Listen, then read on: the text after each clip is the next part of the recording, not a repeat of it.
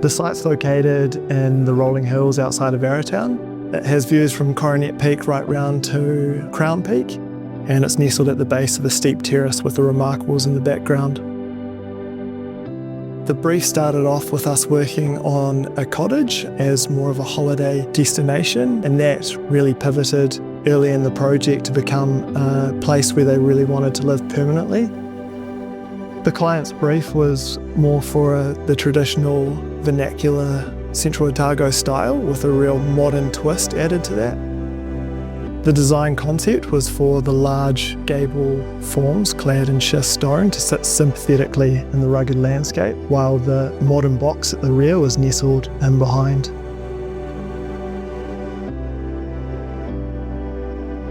The plan of the house is broken down into 3 distinct parts. The front gable contains the main living spaces with the open plan kitchen, living, dining. To the east is the primary suite, and it's separated by a small snug. That moves you down into the second gable of the house, which has the more intimate and enclosed games room, and that then leads to the secondary guest bedrooms beyond. For the exterior materiality, we looked at natural raw materials. That was a really strong driver for the concept. The schist is a real nostalgic nod to the vernacular traditional style of Central Otago, and the clients were really keen to use Cluden stone specifically. We've modernised that with the use of Abodo timber, and that has the intent to really silver off and age naturally over time. Where there's really harsh sun to the front of the property, we've used precast concrete panels with a timber board form finish to, soften the concrete.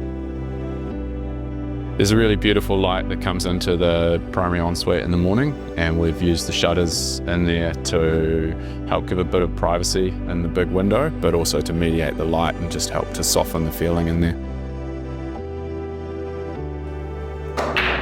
The games room's this really different space that allowed us to create a very different feeling. It's very dark and heavy and moody, which balances out the big space and makes it feel quite intimate. We've designed the kitchen to be really elegant but functional at the same time, and so we've used the materiality of the Taj Mahal to create this awesome feature island to gather around. When designing for these large rural sites, we really consider the proportions of the building, breaking the experiences down and compressing and expanding on viewpoints. We're really lucky here in Queenstown that the rural environment has this vernacular architecture and schist materiality with the gables. It was important for us to create a home that sat comfortably within that language. And here we've been able to modernise that and create something that sits really comfortably in that rural environment.